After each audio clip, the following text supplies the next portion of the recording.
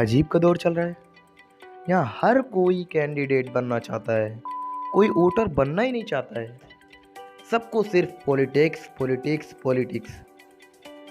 कोई वोटर नहीं बनना चाहता है। शायद उन्हें पता नहीं होता है कि जो कैंडिडेट होते हैं वो वोटर से काफ़ी छोटे होते हैं। वोटर्स जितना बड़ा कैंडिडेट कभी हो ही नहीं सकता,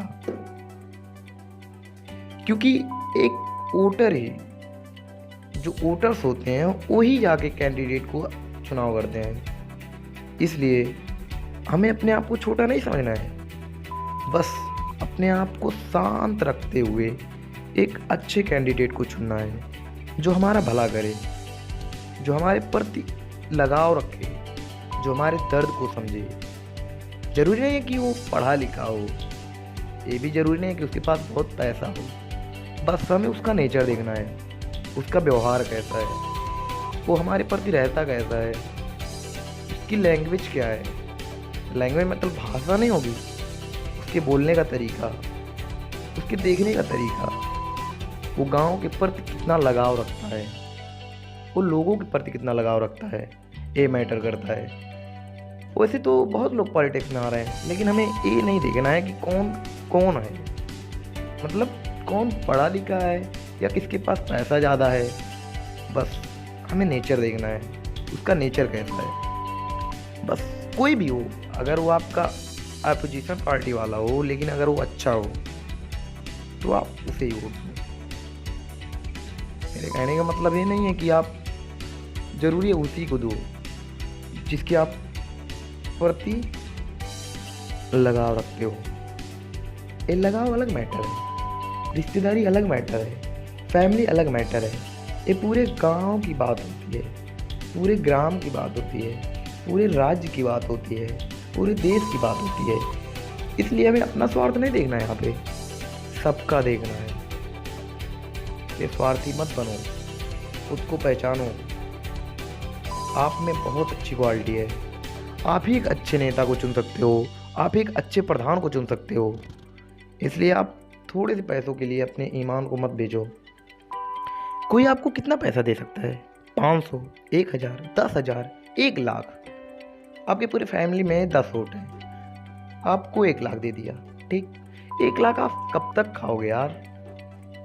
एक बार जब आप अपना ईमान बेच दिए, अपने धर्म को बेच दिए, फिर आप कभी लाइफ में उसे अपना फेस दिखाने लायक नहीं रहोगे। इसलिए अपने आप को ऐसा बनाओ कि कोई कभी उंगली ना खड़ी कर पाए आपके सामने। आपको ही एक अच्छे नेता को चुनना है, आप कर सकते हो।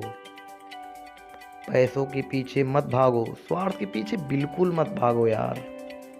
अगर एक अच्छे नेता का चुनाव कर लिया तो ये तो तय है कि आपका भी भला होगा गांव के साथ साथ। इसलिए मेरे कहने का यही मतलब है, जो भी करो सोच समझ के करो। अपना स्वार्थ, अपने फैमिली का स्वार्थ, अपने घर वालों का स्वार्थ सिर्फ मत देखो, गांव का देखो। क्योंकि सिर्फ आपकी फैमिली खुश रह के क्या करेगी अगर आपके पूरे गांव में दुख ही दुख रहेगा। जिस तरह लोग कहते हैं हमें खुशी को बांटना चाहिए, ठीक उसी तरह अपने स्वार्थ को, जो सोचकर हम अपना स्वार्थ रखते हैं उसको बांट लो कि अगर मेरा भला हो तो गांव में सबका भला हो।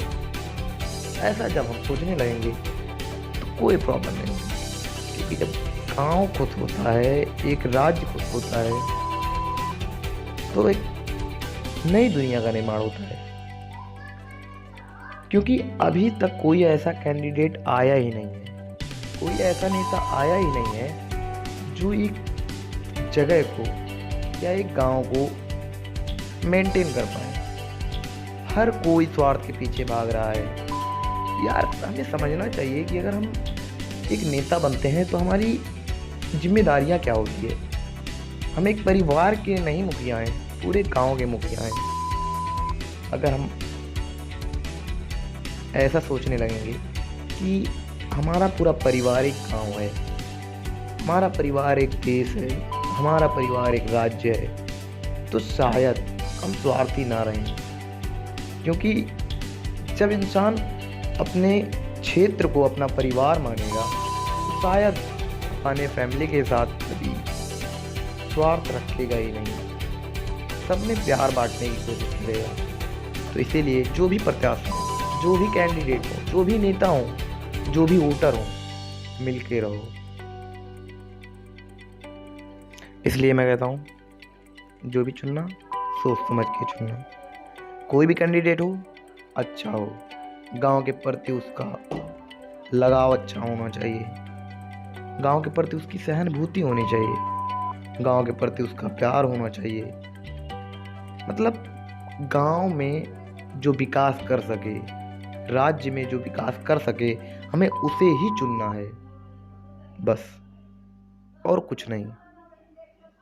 क्योंकि जब विकास करने वाला आएगा तो हमारे गांव के बच्चों का भी विकास होगा, हमारे गांव के आने वाले नए संतानों का भी विकास होगा। आज हम क्यों नहीं आगे बढ़ पा रहे हैं? यही रीज़न है कि हमारे गांव में, हमारे फैमिली में डेवलपमेंट नाम की चीज़ ही नहीं है यार। कोई इम्प्रूवमेंट आता ही नहीं है। 5-5 साल बीत जाते हैं, वैसे की वैसे सड़कें पड़े रहते हैं, वैसे की वैसे घर पड़े रहते हैं। कैसे होगा विकास? इसलिए जो भी करो अब की बार सोच समझ के करना।